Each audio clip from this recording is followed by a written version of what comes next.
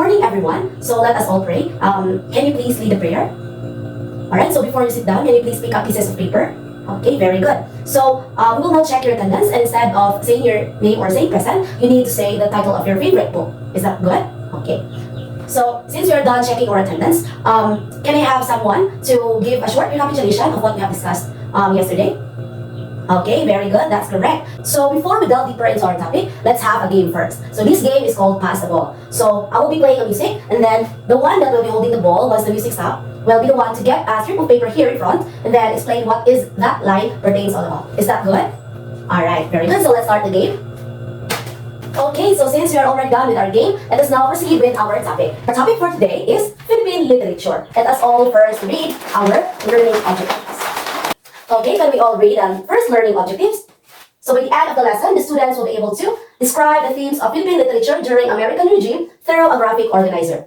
Identify who are the famous Filipino authors from the literary works given, and perform a short role play by group and understanding of the author's famous works. So are we all positive that we can achieve these learning objectives? Alright, very good. Okay, so since you're already done with our learning objectives, so I have here a word, and I want you to say something or say anything about this word. So what can you say about the word Philippine literature? Okay? Yes, unique. Very good. Yes, very good. Of those that you have said is actually right. So now, since you're already done tackling our what is Philippine literature, let us now delve deeper to its historical background.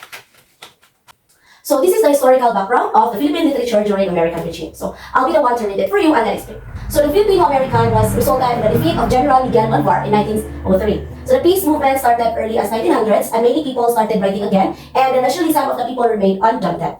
So the Filipino went into all forms of literature, and their writings clearly depicted their love of country and their longings for independence.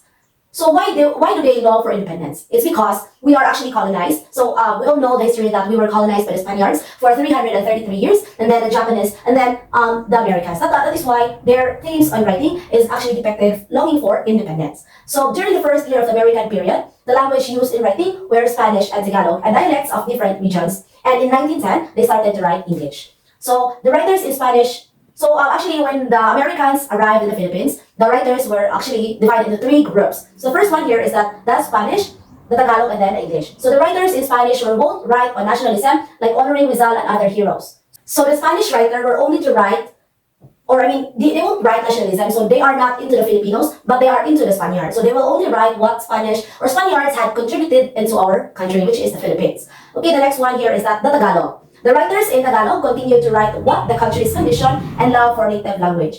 So basically, the Tagalog writers were into the nationalism. So they are actually writing what is happening into our country, what is the current status, and they're also writing the love for our native language. So basically, they're showing how or what are the benefits about our native language and why we need to preserve them. So the last one here is the English writers. So the writers in English imitated themes in America. So since it is currently in the American regime, they're actually imitating, since they are not into fully into American, since Americans are still new into our country. So they just imitate what they have seen into the Americans. So our themes for this American regime is all about longing for independence, love for our native language. They talk about the peace, and then also the nationalism. So there were four Philippine themes or themes during the American regime. So for this one, do you have any questions? So since you don't have any questions, so let us now go to our activity. Okay, so the activity that we have here is supply me. So describe or give your insights about the themes of Philippine literature during American regime, and write your answers in the provided graph below. So you need to indicate words, or it could be phrases that indicate the Philippine literature. So for this one, I will give you 10 minutes to answer, and then you will need to pass your papers, okay? Okay, so 10 minutes is up. So let us now proceed with the next one that we have here. So since we're already done with our themes, so we will be talking about that. Right, so we will now talk about the 8 famous Filipino authors during the American regime. So I have here faces of our famous Filipino authors during that time, and we will be guessing it together or on who are these people. So the first one that we have here, so this is Caro M. Recto. Okay, very good. So the next one that we have here is Yes, this is Pascual Poblete. Okay, the next one. Yes, this is Fernando Maria Guerrero. So for this topic, we will be talking what are their contributions in the country and why they are the famous Filipino authors during that time. Okay, the next one. Yes, this is Jose Corazon de Jesus.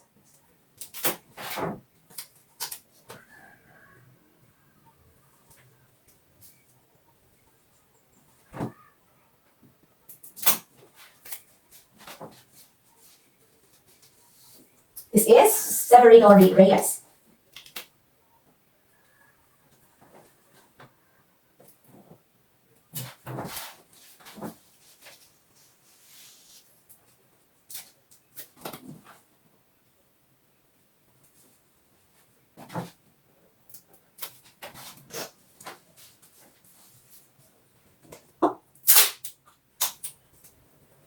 Go!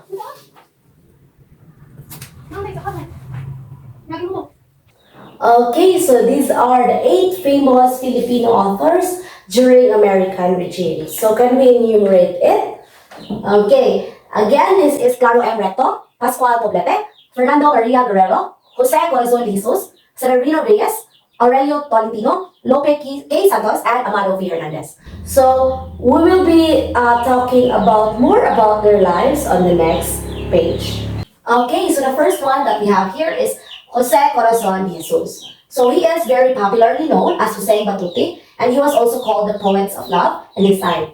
So ang isang punong kahoy or a tree is an elegy believed to be his masterpiece. So this is Jose Corazon de Jesus. Please don't forget that he is the poet of love during his time. So the next one that we have here is the Lope K. Santos. So he is a novelist, poet, and author, and grammarian covered 3 periods of Tagalog literature, American, Japanese, and the contemporary period. So he is the father of national language grammar, and he was also called the Apo of the Tagalog writers, and Banaag at Sikat was his masterpiece. Okay, so the third one that we have here is Amado V. Hernandez. He was the makata ng mga manggagawa or poet of the laborers in our literature because he pictures in his poems the intense love for the poor worker. So he is into the poor Filipino workers at that moment, and then his works depict about the struggles of the laborers. So to him, a poem is a sad, bittersweet memories and a murmur of flowing waters. His works are Isang Dipang Langit, Nena at Neneng, Bayang Malaya, Ang Panday. So the Ang Panday is actually his masterpiece. So next here we have Aurelio Tolentino. So the dramatist in whom the Kapampangan take pride. So he is from Pampanga. So included in his writings were Luhang Tagalog, which is his masterpiece, and Kahapon, Ngayon at Bukas that resulted in his incarceration. So the next one that we have here is Fernando Maria Guerrero. So it is believed that he shared with Apostol the Rain in the Balagtasan in Spanish during their time. He also dedicated a poem to Rizal, but he collected the best of his poems in a book called Chrysalides, meaning a kind of black woolly caterpillar. Okay, so next we have here is Severino Reyes. So he is the father of the Tagalog drama and author of the immortal or Walang Sugat together with Hermogenes Ilagan. They started the movement against the Moro, or it is a play on the Spanish that struggles against the Muslims. So he actually fight against the struggles of the Muslim at that moment. So together with Hermogenes Ilagan. The 7 famous Filipino authors is Pascual Poblete. So he is the father of Filipino newspaper, and the newspaper that he established during 1900s is called El Grito del Pueblo, or the Call of the Nation. So since that moment, they are actually into fighting for independence. That is why he published the Call of the Nation. And the last one that we have here is Claro M. Recto. So in nobility of speech and theme, he can be compared with other writers of Spanish. So Claro M. Recto is really that good in Spanish because he can actually be compared with other Spanish or native Spanish writers. He collected his poems in a book entitled Bajo los Cocoteros, or Under the Coconut Trees. Okay, so since you're already done with our topic, can I ask one of you to enumerate the 8 famous Filipino authors during American regime? Okay, very good. So how about their or can you enumerate at least 5 literary works mentioned during that moment? Or you can say anything about, or any of those literary works mentioned. Okay, very good. So you already know the topic very, very well. So now let us all, so since we're already done with that, I have here the activity or the application for this one. Alright, so this activity is called Select Me. So given below are famous literary works of the Filipino authors.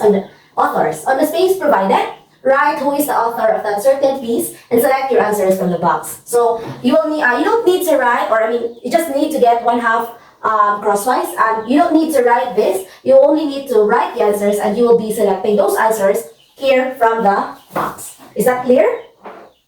Okay, very good. So I will give you 10 minutes to answer this one. Okay, so time is up. Are you all done? Okay, so I'll be collecting your papers now. So since we're already done with our topic, which is the themes during American regime and its famous Filipino authors, I will be asking a few questions for you to answer, so that I will know that you really get our topic. Okay, is that fine? Okay, very good. So first one that we have here is that why is that most of literature during American regime depicts the theme of longing for independence? So why? Yes, that's right, because we are colonized at that moment. That's why most of our themes depicts about longing for independence. Okay, next question. How does the Philippine history gives impact to its literature? Okay, what's the answer? Yes, exactly. So the Philippine history give impact to literature by writing books that is in accordance to what is actually happening at that moment. So some of the writers are writing, or most of the writers writes about what is currently happening at that moment, or what are their experiences on during that time that we were colonized. Yes, very good. So last question here, based on what we have discussed, can you cite any differences about the literary piece before and now? Alright, very good. So the literary piece then and now is actually different. Yes, your answer is correct. So before we are more into colonized themes or longing for independence, and now we are more into the new happenings that we are into this world right now. Like for example, the new technologies, or like the new style. We are actually the new style of writing, and but most of our writings right now, or some of our new writings, actually still talks about the past. But it is to give their comments or what should we have done on that time. Okay.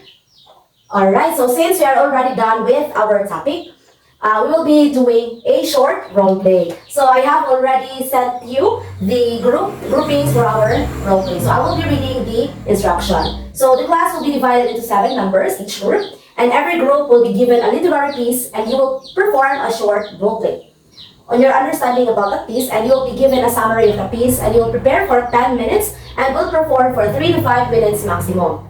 So I have already sent you the group, so you don't need to group yourselves. Can you please check onto our Google Classroom? And then I have also set there your assigned piece. So for the group 1, Banaag at Sikat by Lupe K. Santos. So you won't need to perform the whole piece, rather the understanding about the piece. So you will only do it for 3 to 5 minutes. So group 2, Walang Sugat by Severino Reyes. Group 3, Ang Isang Punong Kahoy by Jose Corazon de Jesus. And group 4, Nena at Neneng by Amado V. Hernandez. And the last group 5, Kahapon, Ngayon at Bukas by Aurelio Tolentino. You can also refer there the rubrics for that role play, okay? Okay, very good class. You are all exemplary in your works, and you really did a great job in doing the role play. Since you're already done with our topic, I'll be giving you an assignment, and can you please write it in your notebook? So, research 5 renowned Filipino authors from Japanese regime and give a short biography and also their famous works. So please print it in a short bond paper. So did you get the instruction? Okay, very good. So since we're already done with our topic, let us all stand for the prayer. Goodbye and thank you, class.